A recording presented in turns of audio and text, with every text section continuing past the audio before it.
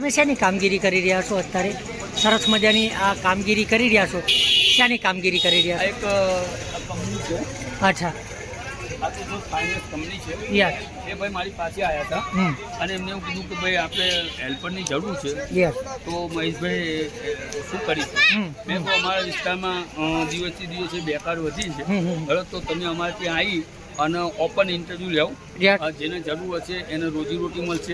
એટલે આપણે ભાઈ વિદ્યાર્થી જે કંઈ બેકાર છે એનું માધ્યમ આપણે બનેલા છીએ. મતલબ કેવા વિદ્યાર્થીઓનો આપ રોજગારી આપશો? આઠમું ભણેલા હોય, નવમું ભણેલા હોય, 12મું ભણેલા હોય, એ લોકોના ફાઇનાન્સ કંપનીમાં અત્યારે હેલ્પરની જરૂર છે, એટલે હેલ્પર માટે એની ભરતી થાય છે.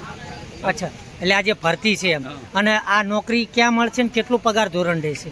આ જે બેઝિક પગાર છે સરકારી ધારાધોરણ મુજબ જે બેઝિક પગાર છે એ આપવાના છે. તદુપરાંત જે પત્રિકા છપાઈ છે એની અંદર ઓલરેડી ટોટલી માહિતી લખેલી છે. આ લોકોનો પીએફ ઈએસઆઈસી કપાશે? હા, લખેલું છે. યસ, અંદર લખેલું છે પીએફ ભરાય છે. અને બીજું ત્યાં કાયદેસરના ફોર્મ ભરાય છે ને કાયદેસર એ લોકોને 3 તારીખની પરમિશન બી આપી દે. તો ઓપન ઇન્ટરવ્યુ છે કહી દે છે કે 3 તારીખે આ તારીખે આ વારે આ જગ્યાએ ઊભા રહી જાઓ.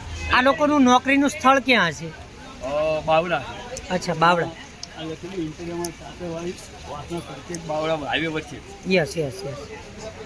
ખાસ કરીને બોલો સાહેબ, શું કહેશો? કેટલી ખુશી વ્યક્ત કરો છો આવા વિદ્યાર્થીને જ્યારે રોજગારી મળતી હોય છે ત્યારે શું કહેશો? એ લોકોને કામ સારું મળી રહે એના માટે મહેશ સર મહેનત સારી કરે છે, સારું લોકોને રોજગારી મળી રહી છે. Thank you very much.